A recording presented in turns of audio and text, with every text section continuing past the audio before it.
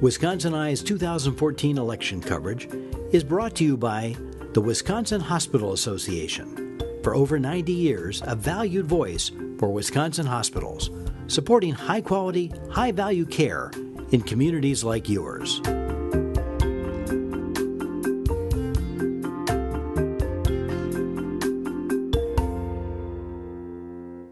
Wisconsin Eye coverage of the 2014 elections continues. We're interviewing Mr. Richard Bennett of Horicon. He's an independent candidate in the 39th Assembly District. Mr. Bennett, welcome to Wisconsin Eye. Well, I'm glad to be here. Wisconsin Eye appreciates the support of the Wisconsin Hospital Association, which represents more than 139 hospitals and health systems, for making these candidate interviews possible. Mr. Bennett, you're a first-time candidate, so give us the short version of your bio and why you're running. Okay, sir. I was born in Dodge County, lived there most of my life. My wife and I live there. We have 2 boys and 5 grandchildren. I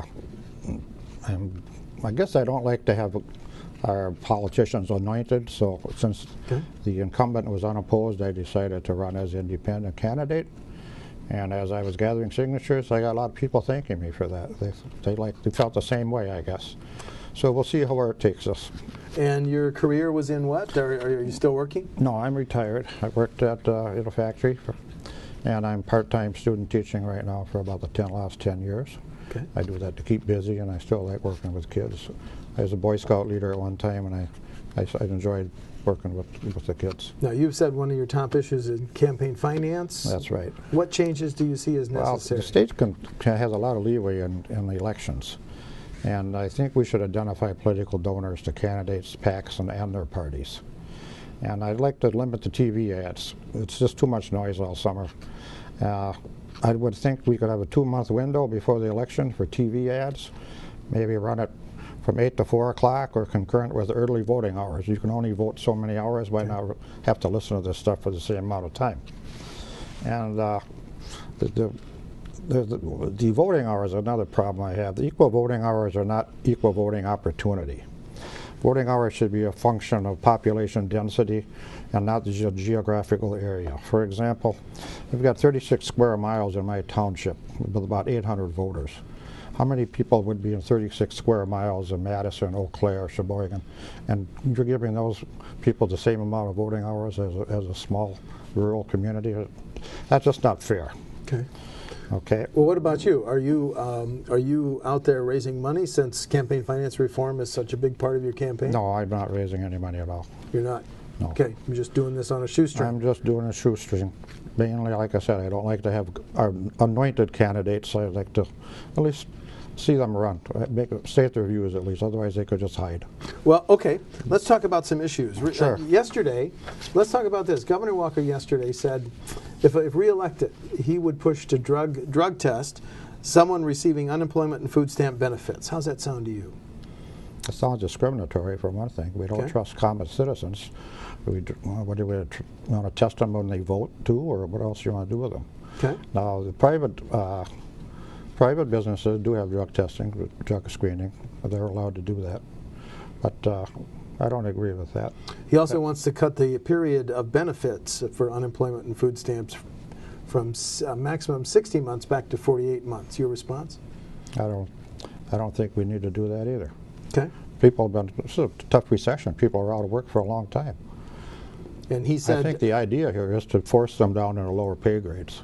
Okay. I think that's the purpose of all this. And finally, he said if he's reelected, he'd push for another income tax cut. How do you feel about that? Well, I think the present tax cut has been financed by borrowing, and it's a trick because the withholding has been withheld from your wages. They've changed the withholding, so it looks like you're getting a tax cut. But that bill's going to come due on April 15th. You're going to have to pay the back withholding that wasn't taken out. People are going to be surprised when they get their tax bills this year. Okay. Let's talk about some of the issues that are going to be a big part of the next state budget. Sure. Let's talk about school funding. School funding. What are your priorities on school funding? Well, I got a problem with the vouchers. When they first came out 12 years ago, I was in favor of it. It was a real feel-good story. We were helping some kids maybe get a better shot in life.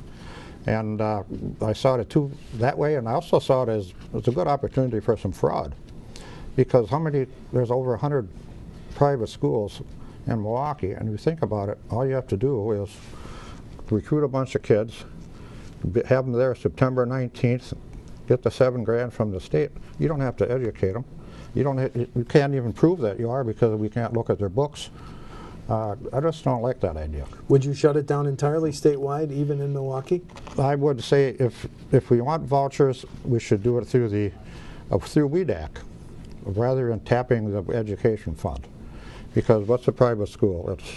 It offers a service, it advertises for clients, and it only serves the people who can buy the product. To me, that's a business model. And if you want to support private business, I don't object completely to state funds supporting private business, but let's look at it that way. WEDAC would be, they've got money there, let them do it if they want to support it that way. Okay. The governor this summer called for Wisconsin to withdraw from the Common Core standards. Do you have a position on that, Mr.? Yeah, I don't see anything wrong with it. I've read it when I was subbing one day in 4th grade, and during my break, I read through the standards for the 4th grade classes. And we've been at one school that has been using the handbook for 2 years now, and I've noticed a change in how we teach math and how we teach language arts, and I really like the ideas. I don't see we're going to do anything different or better than that. It's more challenging for the children, I know that, and it's a different way of teaching things, but I really like it. Okay. Transportation funding. There are projections that in the next state budget we may have a shortfall or deficit of $600 million, $700 million. How should that deficit be made up, Mr. Bennett? Well, we've already borrowed over $900 million just to balance this transportation budget.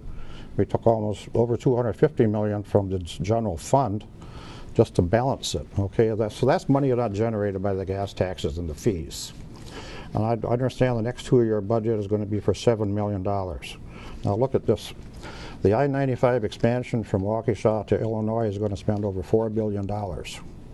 This section of roadway, I think, could be self-sustaining once it's completed. I'm talking about tolls.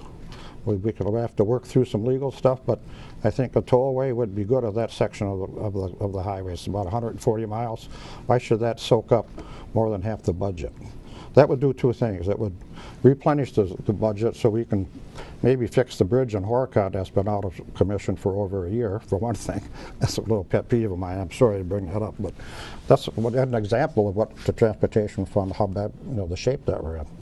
And then we could use that extra money to refund our state, fund the repair of our state roads also, because we have a lot of roads. We're putting patches on patches where I live. And, what about the idea of raising the gas tax? That hasn't been increased since 2006. We're going to have to, I think. Now, I don't know how Illinois works their toll roads.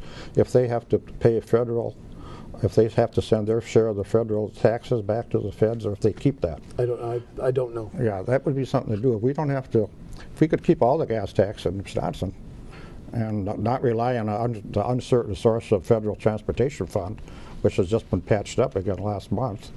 There might be a way to, I think it's something to look at. What about the $75 you and I pay to register a vehicle? Would you consider raising it? I wouldn't bother. That one